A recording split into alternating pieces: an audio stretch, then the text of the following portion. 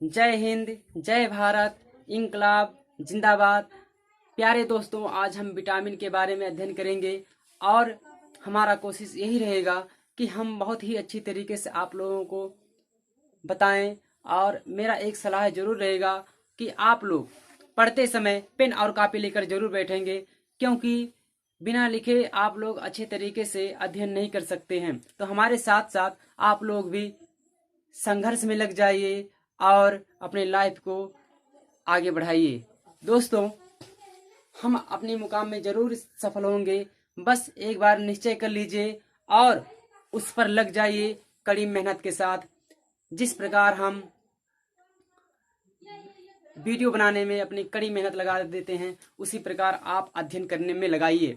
बेशक इसमें कोई संदेह नहीं है, ना आपको कोई रोकने वाला है ना कोई टोकने वाला है, क्योंकि यह आपका कर्तव्य है और अपने कर्तव्य से हटना अच्छी बात नहीं होता है। अगर तैयारी कर रहे हैं तो जोर और शोर के साथ अपने तैयारी में लगिए। चलिए हम वीडियो को शुरू करते हैं। अगर आप लोगों को वीडियो अच्छा लगेगा तो एक बार अभी हम जरूर कहेंगे और लास्ट में, पहले तो पढ़ाएं तो सही, पढ़ाने के बाद अच्छा लग रहा है कि खराब लग रहा है ये निश्चय होता है। चलिए, एन आई लूनिन 1881 ईस्वी में, एन.आई. लूनिन एक वैज्ञानिक थे। इन्होंने 1881 ईस्वी में बताया कि हमारे शरीर में एक ऐसा पदार्थ होता है जो रोगों से रक्षा करता है, जो हमें स्वस्थ रखता है। किसने बताया? एन.आई. लूनिन। तो इन्हीं को कहा जाता है जो है विटामिन की खोज किसने किया? तो विटामिन की खोज एन.आई. लूनिन ने किया। इसके बाद इसी क्रम में हॉकिंग एवं फुंक ने 1912 ईस्वी में एक विटामिन मत को लेकर आए। विटामिन मत का मतलब विटामिन सिद्धांत, विटामिन सिद्धांत। और उसी समय फुंक ने सर्वप्रथम चावल की छीलन में बेरी बेरी रोग को रोकने वाले पदार्थ की खोज कर लिए थे। कब? 1912 ईस्वी में फुंक ने चावल की छीलन में बेरी बेरी रोग को रोकने वाले पदार्थ की खोज कर चुके थे और उस पदार्थ को इन्होंने विटामिन बी दिया। और सर्वप्रथम विटामिन शब्द का प्रयोग 1912 ईस्वी में फुंक ने ही किया था। तो अगर ये पूछता है विटामिन शब्द का प्रयोग सर्वप्रथम किसने किया, तो हमारा आंसर जाएगा फुंक। कब किया? 1912 ईस्वी में। इन्होंने विटामिन बी की खोज कहाँ पे की थी? तो चावल की छीलन, अर्थात कहीं कहीं लिखा रहता है भूसी भी, चावल की भूसी का मतलब ये हुआ जो कना होता है दोस्तों, उसमें इन्होंने विटामिन बी की खोज किया था। उसके बाद हम आप लोगों को बताएंगे विटामिन को हम क्या कहते हैं।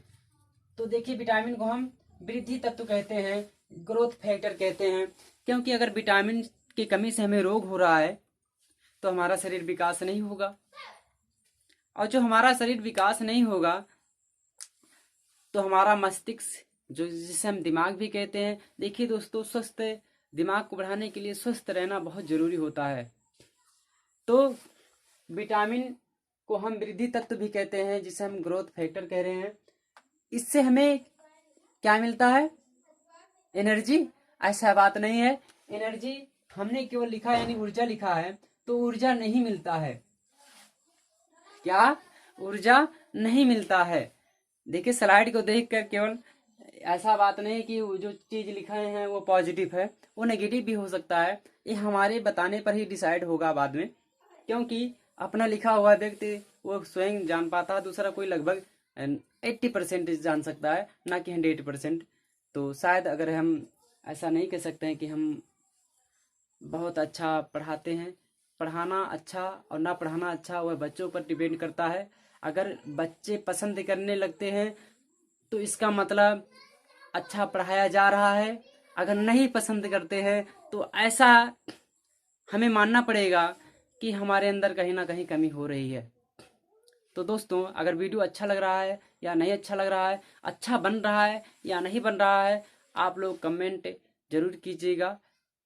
ताकि हमको भी अपना कमी महसूस हो सके, या अगर अच्छा लग रहा है तो हमको भी और गर्व महसूस हो सके, और ताकि आप लोगों के लिए अच्छे अच्छे वीडियो हम बना सकें।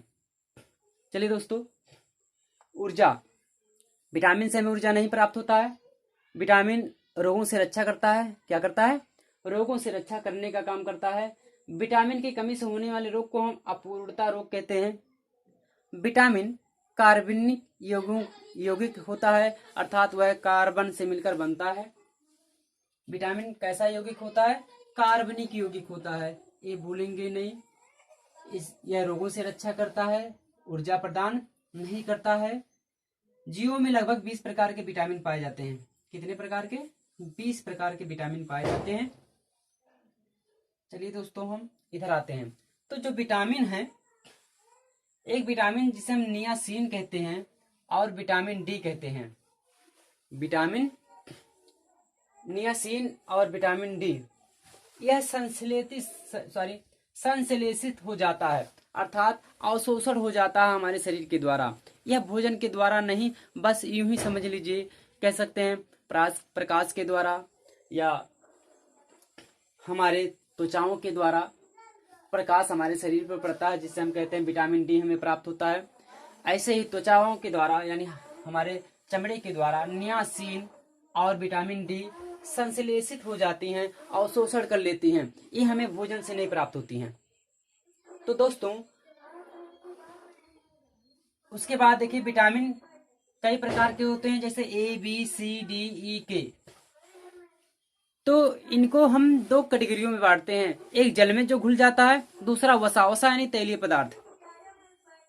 तो दोस्तों, जो तैलीय पदार्थ में विटामिन घुलता है वह KEDA है। क्या हो गया? KEDA है, यानी 4 ऐसे विटामिन होते हैं जो वसा में घुलते हैं। यानी वसा का हम सीधे ताल्लुक रखेंगे, संबंध बताएंगे तैलीय पदार्थ, जैसे केरोसिन हुआ, अन्य आयल हुए, सरसों का आयल हुआ, एंड पेट्रोल हुआ, डीजल हुआ। ऐसे पदार्थों में यह हमारा विटामिन KEDA, अर्थात अगर हम लिखें तो कीड़ा, जो कीड़ा शब्द है दोस्तों, यह वसा में घुलनशील होता है। कीड़ा शब्द हम इसलिए लिखें ताकि आप लोगों को याद हो जाए, क्योंकि KEDA से ही कीड़ा होता है। तो यह याद रख लेना बहुत ही अच्छे तरीके से। यह हमारे शरीर में संचय रहता है, इकट्ठा रहता है। अगर 1 दिन या 2 दिन या कुछ दिन हम ऐसे पदार्थों को ना खाएं जिससे हमें विटामिन K मिल रहा है, या D मिल रहा है, या E मिल रहा है, या A मिल रहा है, तो चलेगा कुछ दिन तक। परंतु दोस्तों, जो जल में घुलनशील होते हैं, जल में घुलनशील BC होता है, B-वासी विटामिन है, यह जल में घुल जाता है और उत्सर्जन के साथ, जैसे हम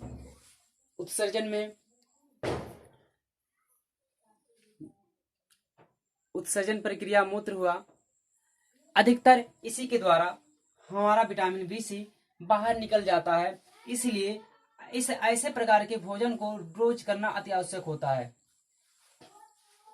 विटामिन BC हमारे शरीर में संचय नहीं हो पाता, इकट्ठा नहीं हो पाता है। तो दोस्तों, बहुत ही बेटर तरीके से हमने बताने की कोशिश किया। सर्वप्रथम लूनिन ने 1881 ईस्वी में विटामिन की खोज की। उसके बाद इसी क्रम में हमने बताया। बस वीडियो को आगे पीछे करके देखते रहिएगा, याद हो जाएगा, नोट करते रहिएगा। चलिए हम इसके आगे अध्ययन करते हैं।